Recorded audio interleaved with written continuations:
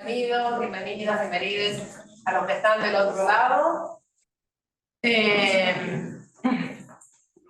Muy bien. Última parte de nuestro workshop. ¿Pero cuánta propaganda? No, quiero unos sponsors. Mencionar. Cuando no sé. Bueno, con Andrés y Julián, que está del otro lado. Andrés está con nosotros, Julián está del otro lado. Buenas, buenas. Están en un mundo epistémicamente opaco. Balones exorcizados. No, decir la palabra disrupción es para tener sentido. Exacto. Y de hecho, lo voy a dejar a Julián que presente la primera parte y después sigo yo. Y él va a hablar de disrupción. Juli. Buenas tardes. ¿Cómo están? ¿Se escucha bien? Sí. Todo el volumen. Buenísimo. Dale. Bueno, sí, el título quedó un poco largo. Refleja por ahí, o intentamos reflejar con el título, y Andy va a hacer un esfuerzo aún mayor durante la exposición, de rescatar muchos de los ámbitos de trabajo que los compartimos con Andrés. Esto de las disrupciones, porque nos hemos estado juntando mucho con stiglerianos últimamente, pero venimos pensando en desde algún trabajo previo que hemos comenzado el año pasado en este taller, pensando en algunas maneras de pensar y de volver a acomodar las ideas de sesgos. eh, por ahí, la idea que compartimos con Andy es que quizás a veces le pedimos mucho al concepto de racionalidad.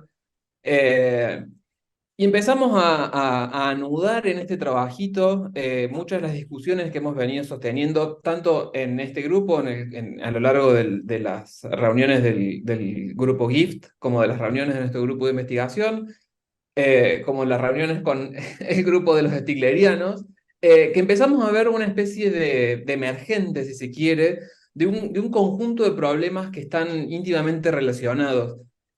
Optamos, por ejemplo, por usar las categorías que toma Kate Crawford en el Atlas de la Inteligencia Artificial para no hablar estrictamente de la inteligencia artificial, sino de esta computación a gran escala que ella propone y que nos parece que es una definición o una manera de caracterizar el estado actual de las cosas que problematiza de alguna manera algunos de estos problemas que empezamos a ver. Por un lado, la opacidad epistémica como un gran tema que traemos ya desde hace años, pensando el origen que tienen, o no que el origen que tienen, pero el origen con el que nosotros nos encontramos en entornos de simulaciones computacionales, y cómo por ahí es muy difícil seguir paso a paso y tener, de hecho es prácticamente imposible en algunas situaciones, hacer un seguimiento de qué es lo que está haciendo el programa. Pero además, Andrés, y esta es la parte en la que él se siente como pez en el agua, con la complejidad de los sistemas complejos, casualmente. Y entonces se empiezan a entrelazar por ahí estos sistemas de computación a gran escala que los empezamos a hacer trabajar o a resolver o a poner a trabajar sobre problemas de un mundo cuya complejidad empieza a ser cada vez mayor. Y pienso en los múltiples ejemplos que ponía Crawford en el libro, ¿no? Esto de le pedimos a ciertos sistemas computacionales que nos asistan para riesgo crediticio o para admisiones o para entrevistas laborales o para admisiones en universidades. Le estamos pidiendo por ahí cosas en los que quizás no están tan preparados, en los que no les podemos tener tanta confianza. Y entonces, y acá le vuelvo a echar la culpa a nuestros amigos stiglerianos, entra el concepto este de la disrupción como un fenómeno que empieza a tomar ciertas estructuras sociales. Stigler es muy crítico con algunas cuestiones, no vamos a irnos por ese costado, pero por ahí lo describe como una estrategia de caos y de una fuerza destructiva que acelera cambios en la sociedad y que empieza a minar la estabilidad de ciertos sistemas sociales y ecológicos. Y acá volvemos a Kate Crawford y su larga explicación sobre cómo estos sistemas de computación a gran escala funcionan de alguna manera transformando recursos naturales en calor para poder hacer computación. Bueno, de nuevo, esto son algunas charlas que hemos estado teniendo con Andrés. Le cedo la palabra ahora para que él pueda, de alguna manera, desenmarañar todos estos nudos que se nos han ido presentando a lo largo de estos años, 2 años ya casi de trabajo en el grupo GIFT y en otras áreas. De hecho, pensaba con esto de los grupos que faltan también algunos logos todavía de otros grupos, incluyendo el de los estiglerianos que comenta Julián, que es un grupo que gira alrededor de, bueno, de Javier Blanco y Manolo Rodríguez, así que ahí tenemos esas discusiones de eso. Así que la parte más bien deleuziana del título venía de ese lado.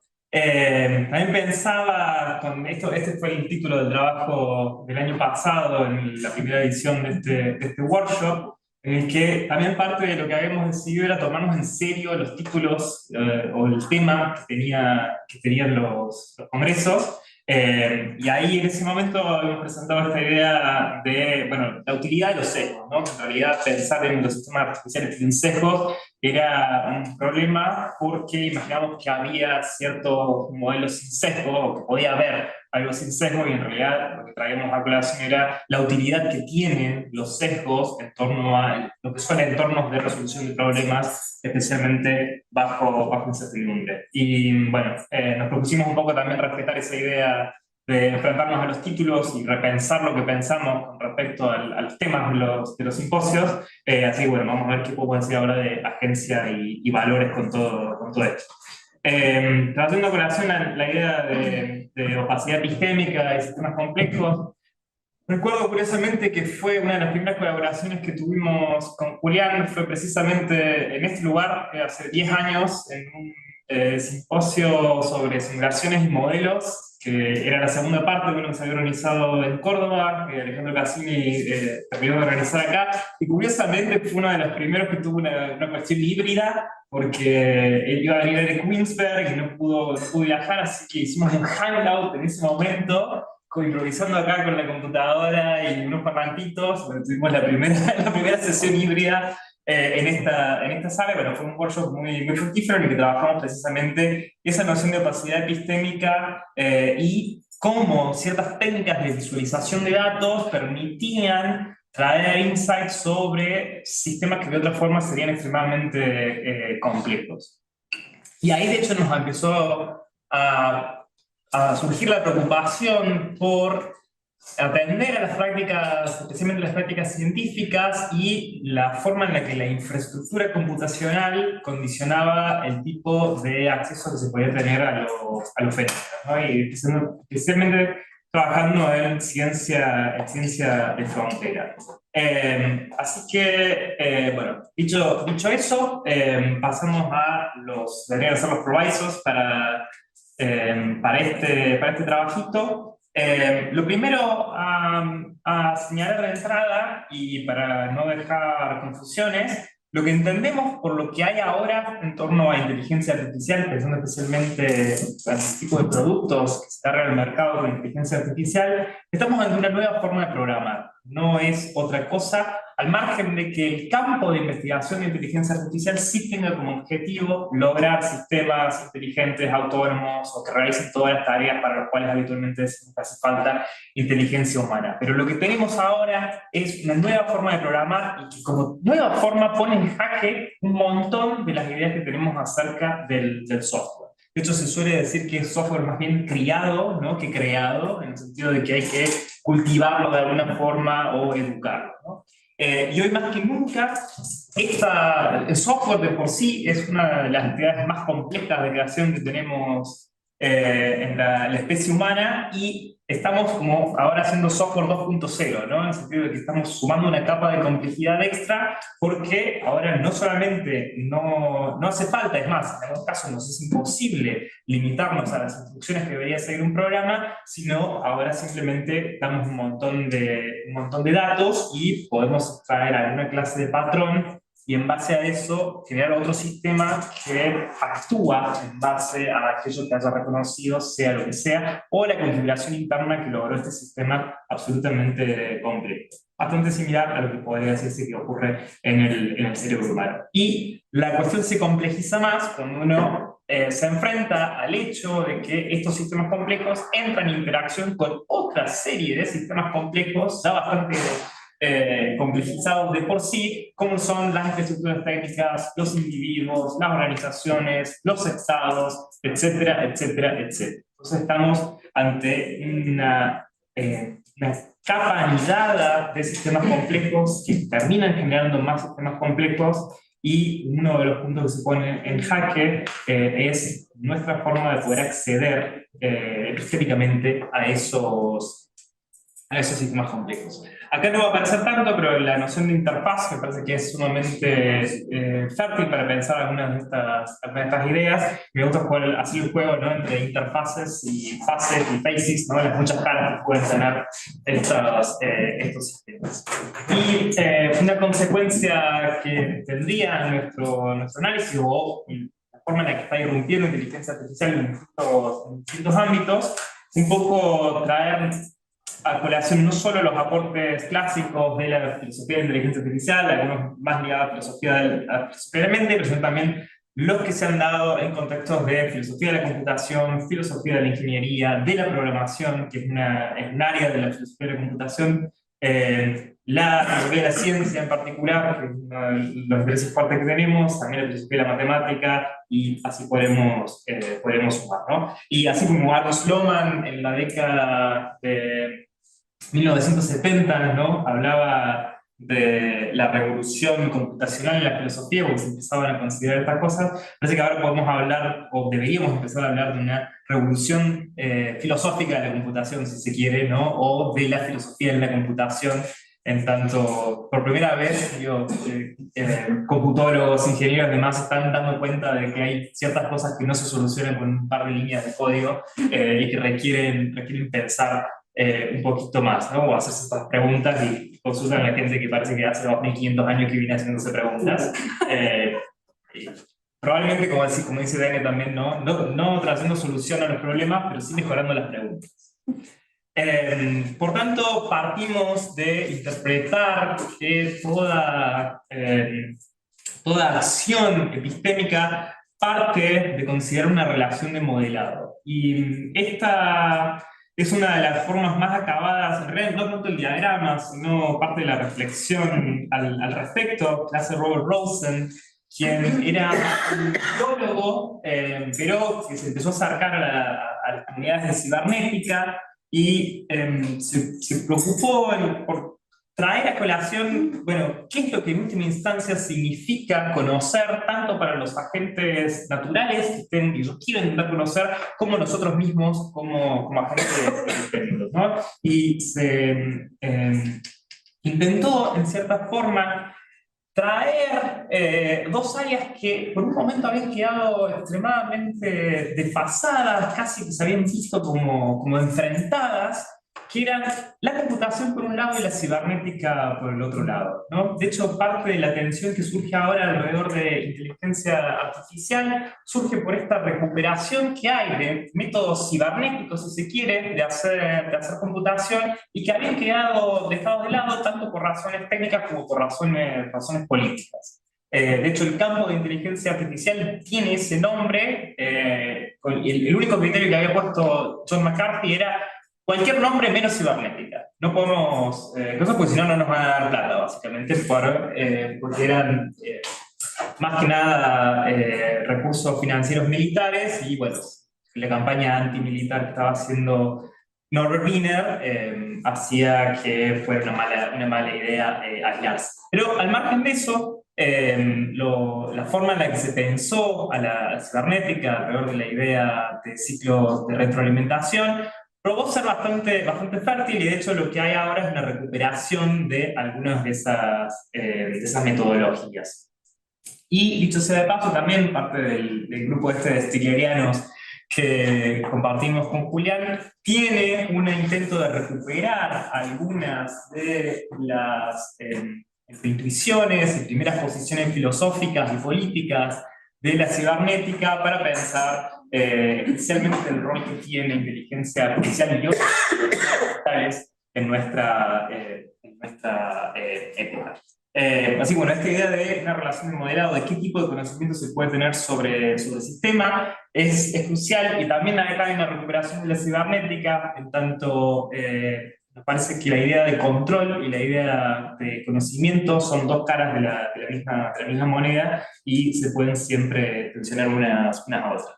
Ahora, la relación de modelado que tenemos en muchos casos es más parecido a esto, ¿no? Una caja negra en la cual estamos intentando saber exactamente qué es lo que ocurre adentro, y la clara alusión a 2001, Odisea en el espacio, ¿no? Ahora vamos a hablar del problema de la caja negra y de la inexplicabilidad de algunos algoritmos de machine learning. La otra pata es, como decía, esta idea de la complejidad. Es algo que venimos trabajando hace bastante, especialmente con Diego Lohler y Miguel Fuentes. Estamos intentando repensar ciertos distintos aspectos de la inteligencia artificial alrededor de sistemas y de la geopolítica en sentido amplio, alrededor de una noción de complejidad. Habitualmente se entiende por sistema complejo algo que viene más bien de Aristóteles, ¿no? Pensando en términos de todo es más que la suma de las partes, y en realidad uno puede complejizar bastante la noción de sistema complejo para no volverla algo tan trivial. Y spoileando un poco lo que voy a contar en un ratito, para mí los sistemas complejos son básicamente formas de hacer computación alternativas a las maneras en las que actualmente pensamos a la computación. Sin embargo, los modelos son traducibles unos a otros, ¿no? Y también trazando a colación esta idea de que, bueno, parte de la razón por la que estos sistemas son tan difíciles de conocer es porque responden a procesos evolutivos, históricos, están sujetos a innovaciones, propiedades de comportamientos emergentes, algo que también se dio en torno a la discusión sobre inteligencia artificial hace poco con estas capacidades emergentes que tenían los sistemas, que nadie se podía explicar qué estaban haciendo, y que también pensando responden un poco a esta idea de, bueno, cómo definir que algo es nuevo, ¿no? Que algo es creativo, y esa es una discusión que viene de bastantes años en la filosofía, alrededor de la noción de emergencia, y pensando también en las dificultades que a veces uno tiene para explicar cierto tipo de comportamiento de agregados, de componentes en base al conocimiento que se tiene sobre esos componentes, ¿no? Y ahí ya empieza, pensando también en esta idea que surgía recién con la intervención de Cristina, sobre la idea de niveles, ¿no? Cómo uno va surgiendo de distintos niveles. Bueno, parte de la apuesta también es pensar en esa jerarquía de sistemas, y tanto en términos ontológicos como en términos epistémicos, ¿no? Y de hecho, si uno se hace la pregunta alrededor de, recuperando la idea del workshop sobre agencias, ¿no? O sobre agencia y valores, si uno piensa en un sistema sociotécnico a gran escala, la innumerable cantidad de agencias que están involucradas, ¿no? Y me parece que ahí hay un súper desafío para pensar justamente este entramado de sistemas que uno podría pensarlo en términos de agencia. Y ahí hay algo sumamente positivo en pensar esta idea de la distribución también de las agencias, y que también tiene un montón de consecuencias para la forma en la que pensamos, incluso hasta las consecuencias legales de estos sistemas, ¿no? Traje unas citas del libro de Carlos para terminar de hacer la entrada, y después que Carlos siga en su línea. Es una traducción no autorizada. Es una traducción no autorizada. Estamos negociando ahí la autorización. Al cordobés con el tanto. Un tipo de inteligencia artificial que se asemeja a la inteligencia de la cooperación humana a gran escala, manifestada en colectivos e instituciones como bancos, gobiernos y agencias científicas. Posible que la inteligencia artificial se describa mejor como un tipo de agencia colectiva. Esta idea me parece que es sumamente fructífera para pensar especialmente el tipo de acoplamiento que estamos logrando ahora entre estos sistemas inteligentes y las distintas formas de estructuración de las organizaciones y de las agencias en las cuales nos estamos involucrados. Otro término que define Carlos, agencia epistémica, el ejercicio autónomo de capacidades conducentes al conocimiento que permiten a humanos y animales satisfacer una amplia diversidad de necesidades representacionales, racionales y comunicativas. Esta idea de necesidad representacional para mí es clave también, me parece que es justamente lo que hace a una noción de inteligencia, como voy a adelantar, como voy a decir en un ratito. Según la presente propuesta, continúa Carlos, la agencia epistémica se basa fundamentalmente en la atención, más que en la conciencia o el conocimiento subjetivo, algo con lo que también estoy de acuerdo. Me parece que es clave el rol que tiene la atención en poder definir qué es una buena solución para un contexto fáctico particular. Tratando también dos citas más del libro, una explicación completa de los agentes inteligentes requiere una descripción de los mismos en términos de modelos matemáticos, científicos, formales detallados, relativos a la complejidad algorítmica, el procesamiento de la información, las funciones y las dinámicas dependientes del entorno y las aplicaciones biológicamente informadas. Una tarea que me parece que tenemos el desafío de ir por este lado, pero que es extremadamente difícil, dadas todas las complejidades involucradas. Pero esta idea de complejidad algorítmica, que es algo que a mí también me gusta trabajar y pensar, es una de las que voy a tomar como posibles líneas para analizar estos puntos, ¿no? Porque por un lado tenemos este desafío de conocer estos sistemas, pero al mismo tiempo tenemos que aprender a abrazar la idea de una aproximación, ¿no? Y ver cuáles son los criterios bajo los cuales idealizamos y en qué contextos podemos aceptar, de acuerdo probablemente al riesgo en el que estén involucrados las decisiones que tomemos en base a estos sistemas, las formas en las cuales vamos a aceptar o qué criterios de idealización vamos a tomar, ¿no? Y justamente esto es la gran apuesta, y me parece que hay que terminar de dirimir entre los aspectos descriptivos que podemos llegar a lograr sobre cualquier situación y los aspectos normativos que quisiéramos también poder decir algo desde la filosofía. Y hay un punto muy interesante que cita Carlos, y que esta referencia a Peirce. A mí me gusta mucho, esto viene de una cita de Harari, ¿no? Empezando esta idea de, bueno, si los números son imaginarios, son entidades reales, también me parece un poco la filosofía de la matemática. Dice, los números no son solamente entidades imaginarias, no son abstracciones que usamos para coordinar la acción de manera muy efectiva. Y eso me parece totalmente clave, y de hecho una de las apuestas que yo vengo arrastrando desde la tesis es pensar en torno a la realidad de las abstracciones, ¿no? Cómo justamente creamos sistemas complejos creando abstracciones sobre ciertos procesos que nos permiten operacionalizar la complejidad que está debajo, pero no eliminándola. Y eso genera de hecho una interfaz con la que podemos actuar y podemos empezar a confiar en cierto tipo de procesos, dejándonos sin tener que prestarle atención al completo detalle de lo que hay operando detrás. Y pensando también en cómo Peirce hacía esta tríada, ¿no? Entre inducción, abducción y deducción, me parece que parte de la apuesta que hay para generar buenas inteligencias artificiales efectivamente tiene que ver con cómo completar esa pata entre deducción e inducción. Y creo que me estoy quedando sin tiempo, ¿no? Te quedan 6 minutos. 6 minutos. Bueno, y esto recién el comienzo, así que voy a tener que apurarme un poco porque quiero básicamente definir inteligencia, que es el otro problema que hay alrededor. ¿Ah? En 6 minutos. Alrededor de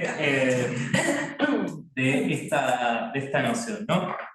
Pensando de nuevo esta idea de la caja negra, de cómo hacemos para describir algo, y que básicamente en la literatura puede encontrar como dos posturas, ¿no? Una es preguntarse por qué hacen estos sistemas, ¿no? Y es algo que en particular en la idea en la programación se suele entender como el significado de la noción de semántica de los programas, que curiosamente tiene una noción de mundo o de ambiente limitada a lo que el programa puede observar y cómo están esas representaciones codificadas en el programa, pero no se hace la pregunta por el mundo, ¿no? Cuando uno empieza a conectar un programa, pues, un software con el mundo, toda la noción de certeza pasa a ser agua, ¿no? Y ahí se presenta de nuevo una relación de modelado. Y la otra es preguntarse por cómo funciona, ¿no? Empezar a atar alguna noción de causalidad y, bueno, algo de lo que charlábamos ayer. Ahora, en esto, bueno, hay que hacerse la pregunta por cuáles son los supuestos de idealización que están en juego, ¿no? Y pensar el detallito este de mapa no es igual al territorio. De hecho, muchas veces creamos el territorio alrededor del mapa, pero siempre vamos a tener que actuar en base a una forma de, aunque sea, operacionalizar una idea de inteligencia. Turing tiró una apuesta hace unos años, pero en realidad es bastante mala. De hecho, él mismo sabía que era mala, pero lo hizo para molestar a los filósofos.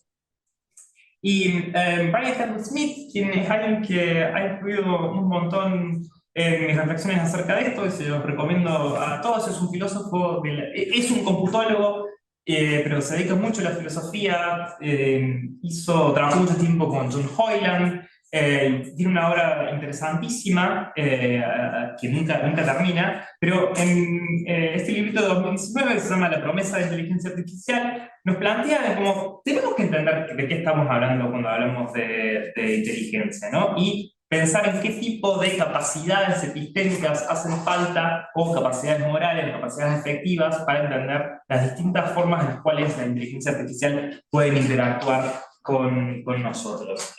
Así que yo me hago la pregunta de ¿por qué nos hace falta inteligencia? ¿Por qué existe la inteligencia? Pensando también en una forma de naturalismo, y pensando también en algo que entiendo como uno de los esquemas básicos para pensar lo que es la tecnología, hacernos la pregunta de cuál es el problema que está resolviendo. Me parece que el esquema de resolución de problemas es extremadamente fértil, entonces yo me pregunto, ¿qué problema resuelve la inteligencia en la naturaleza, ¿no? Y mi solución, que puede ser un poco crítica, es el exceso operativo del mundo, o la inefectividad de nuestras formas de determinar estados.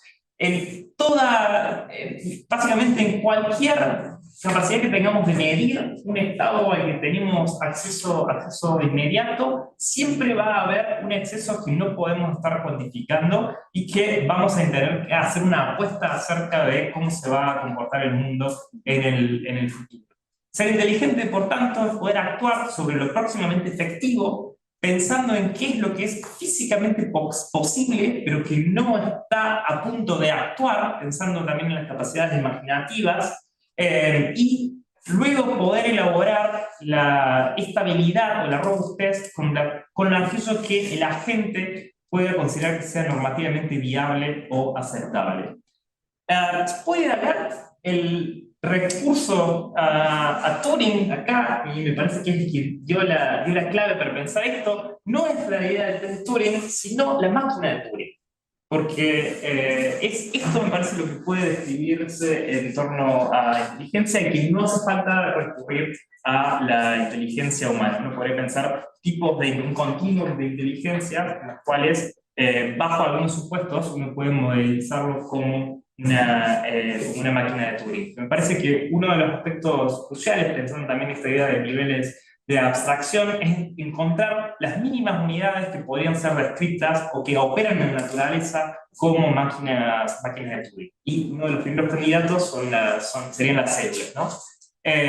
Bueno, para ir redondeando un poco, me parece que siempre, por tanto, vamos a tener esta idea de un exceso del mundo, una situación efectiva, y tenemos que pensar en los agentes en torno a cuáles son los compromisos que tienen, qué situación tienen, y esto es fundamental, cuáles son las capacidades de esos agentes, especialmente las capacidades epistémicas, y leyendo la obra de Carlos sumaría las capacidades atencionales. Y bueno, podemos hablar de entendimiento, que es algo que está trabajando Julián.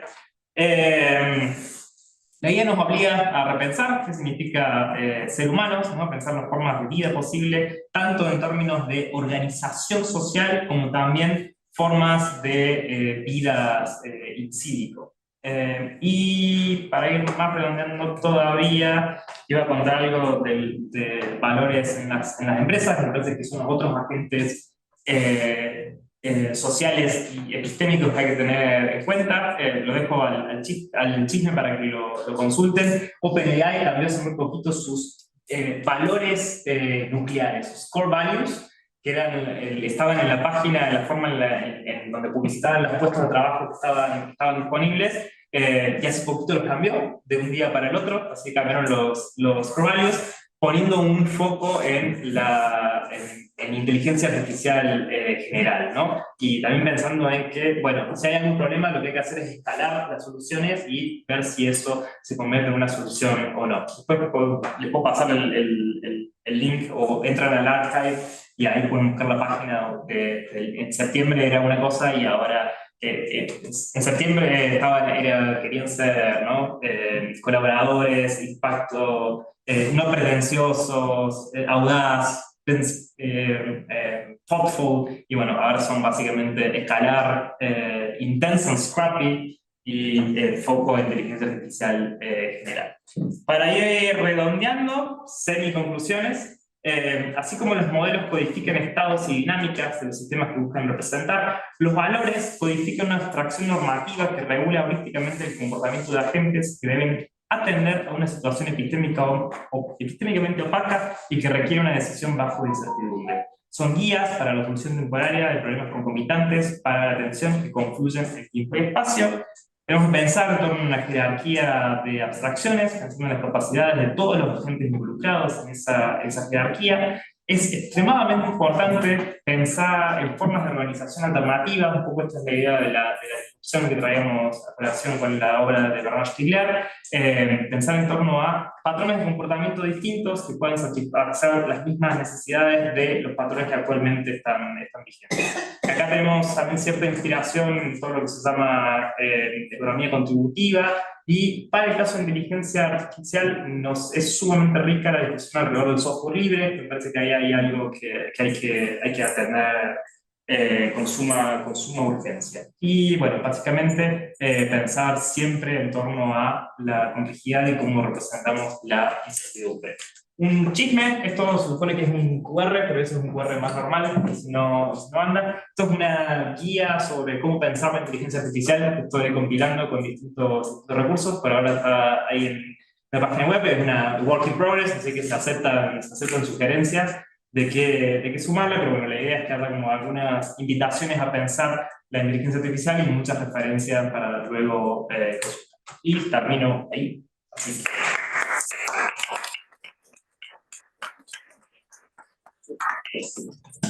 Bueno, tenemos un espacio para preguntas, comentarios, críticas destructivas.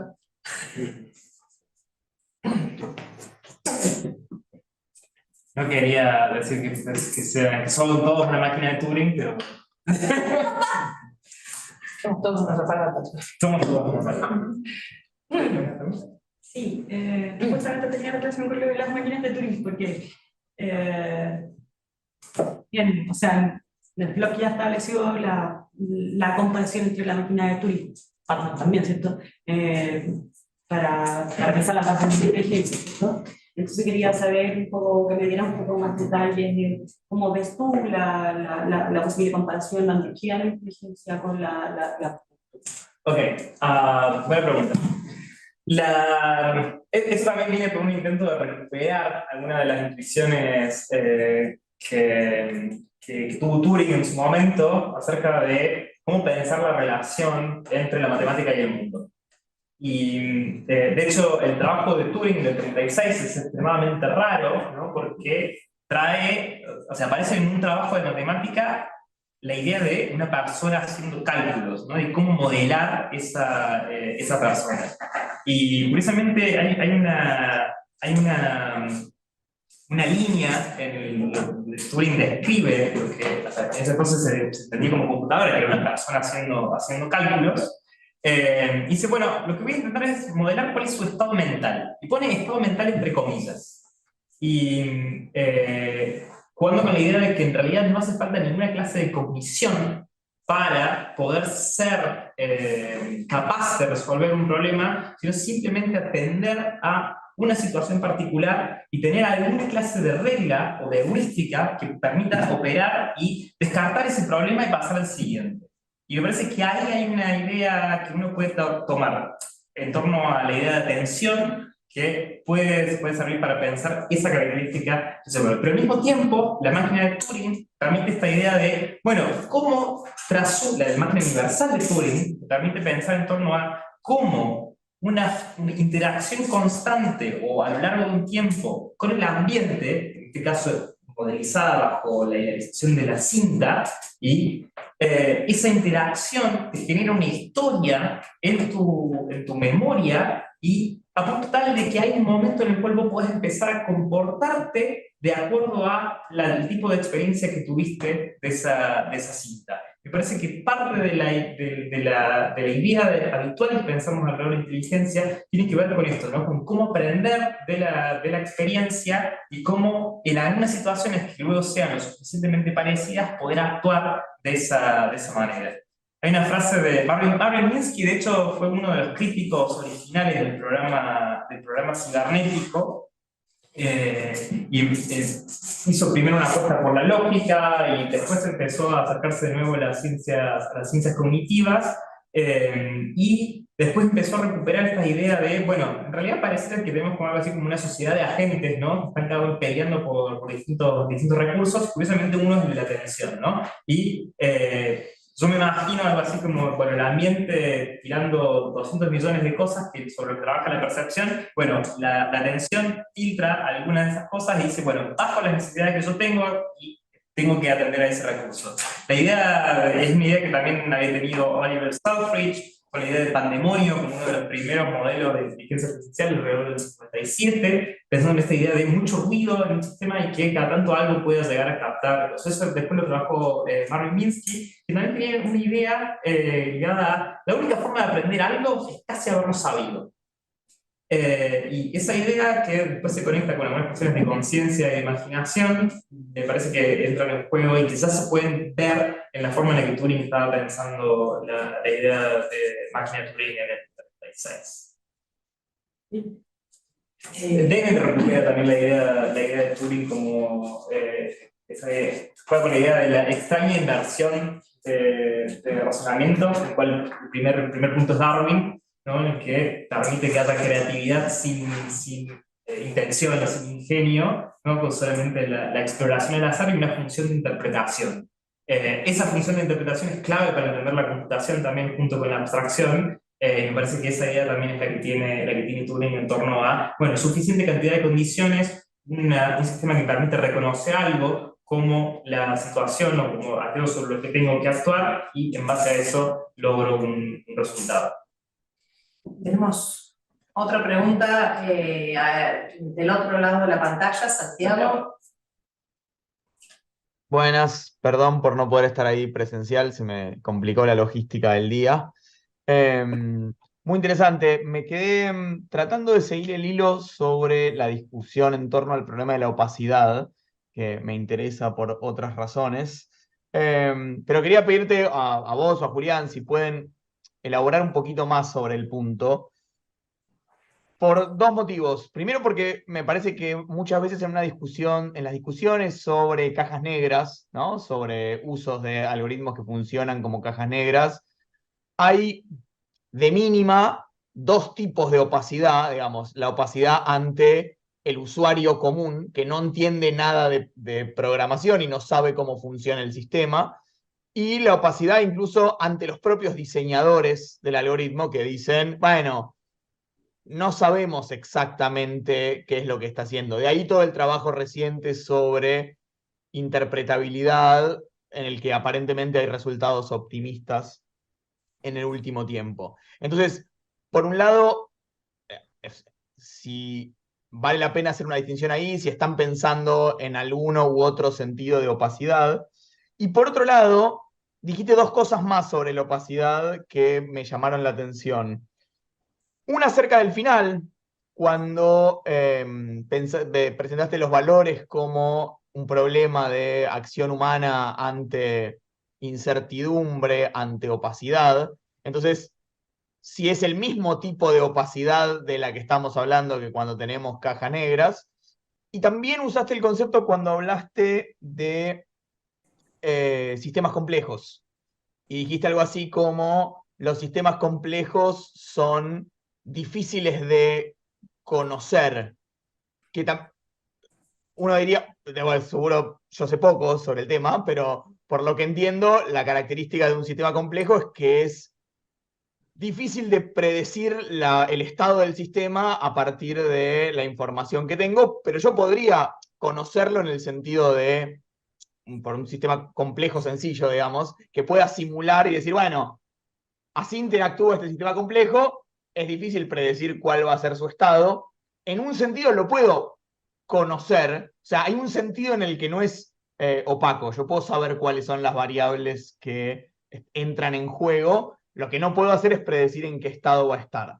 Entonces, en todas esas instancias, en la acción humana, en los sistemas complejos y en la caja negra de los algoritmos, me parece que hay problemas de opacidad, pero no estoy seguro de que todos sean el mismo tipo de problema de opacidad.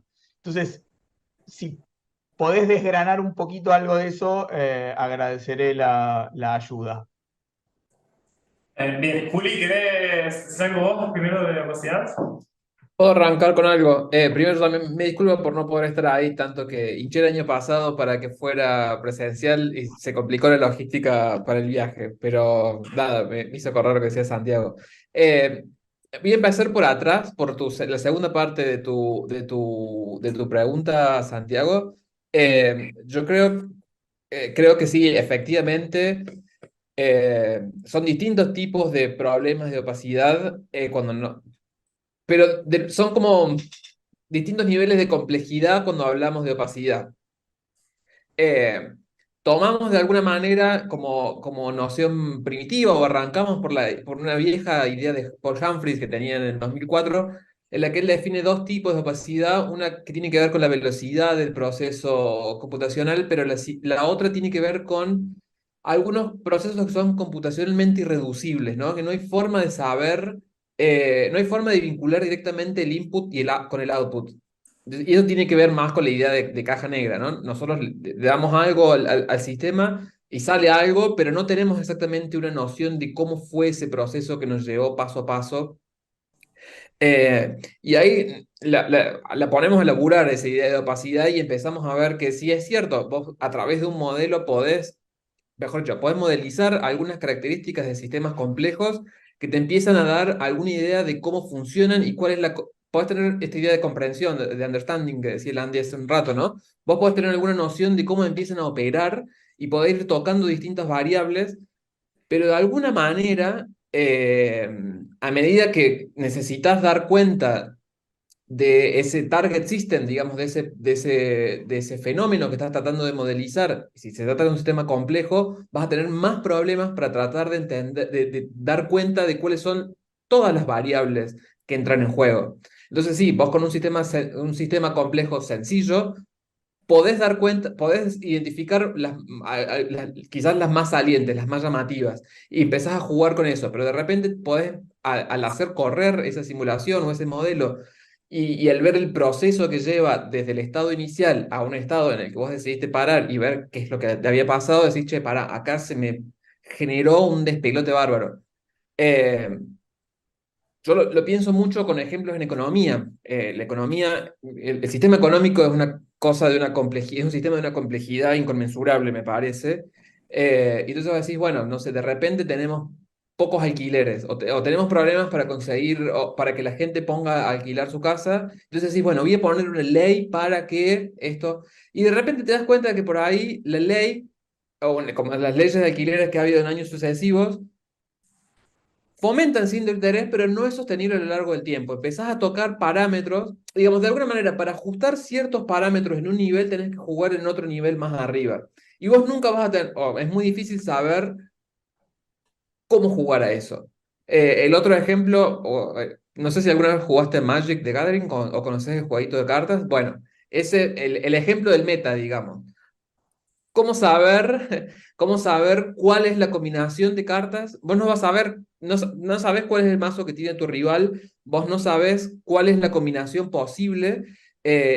Ahí el meta está medio constreñido por las reglas, que alguien, digamos, Magic, la gestión del juego, digamos, que te pone cuáles son las reglas, pero llévate eso un ejemplo del mundo real, sacalo del sistema relativamente cerrado, porque Magic tiene su nivel de complejidad también.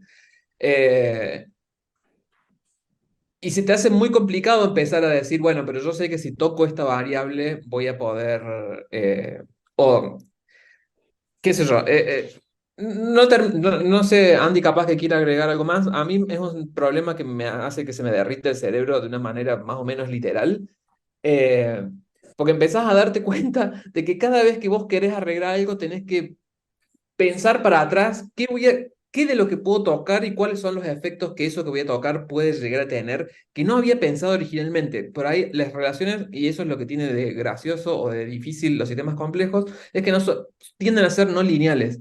Entonces la relación que uno puede establecer es de alguna manera epistémicamente opaca. Ay, quizá- ah, No, digo, si querés agregar algo, 2 minutos, como mucho. ok. No, quizás decir algo con respecto a los valores, que era el otro punto. A mí me interesó en su momento pensar justamente alrededor de esta idea de opacidad epistémica, pensando en lo que son las prácticas alrededor del uso de simulaciones computacionales. Y hay una vieja idea que tiene que ver con básicamente cómo pensar la metodología en ciencia, ¿no? Es la idea del método científico, pero en las comunidades de inteligencia artificial, pero especialmente en las de computación numérica, está la idea de, bueno, uno tiene siempre una receta que puede aplicar y tiene ciertos criterios con los cuales puede determinar que una solución es lo suficientemente buena para lo que está buscando resolver. Y lo curioso que uno ve cómo funciona y cómo van evolucionando las metodologías alrededor de estas prácticas, lo que ve es que hay siempre sugerencias de buenas prácticas, pero también hay un reconocimiento explícito de cómo estas recetitas en algún momento fallan. Y lo que empiezan a generarse son una serie de criterios, ¿no?, acerca de qué ponderar bajo ciertas situaciones, y se termina dejando un espacio como un espacio de juego, ¿no?, en el cual uno tiene que tomar una decisión. Me parece que esa misma idea se puede pensar en cómo funcionan en otras clases de comunidades en las cuales han tenido cierto tipo de situaciones de incertidumbre que la forma de resolverlos operativamente, al menos para ciertas situaciones y ciertos contextos, es con respecto a un valor. Y ese valor codifica, ya de por sí, una serie de soluciones o una serie de indicaciones, una serie de heurísticas acerca de cómo encontrar soluciones a problemas similares, ¿no? Y muchas veces algo que tomamos como un criterio extremadamente normativo de siempre tiene que ser así, en realidad tiene toda esta historia causal en la cual uno puede ver cómo se llegó a formar que eso sea un valor. Parece que parte de la característica que tenemos nosotros seres humanos es poder, de alguna forma, ciertas cosas que son contingentes, necesitarlas y al menos operarlas con la idea de que son necesarias, que son también esta idea de la heurística que traemos recién con el trabajo de Malena, ¿no? Y pensar que esa es... y podemos creer muchas veces, y esto es parte de lo que conecta con la complejidad, que un accidente congelado, ¿no?, algo que por alguna razón se consiguió como una buena solución para cierto tipo de situaciones, permanece en el tiempo, y es justamente esta posibilidad de imaginarnos futuros alternativos, formas alternativas de organización, la que nos tiene que motivar a solucionar los mismos problemas quizás con otros métodos que tengan otra clase de incertidumbres o que no tengan las consecuencias en los recursos naturales o en las comunidades como tienen algunas formas actuales de organización social. Bueno, ¿Tiempo? muy bien, muchas gracias.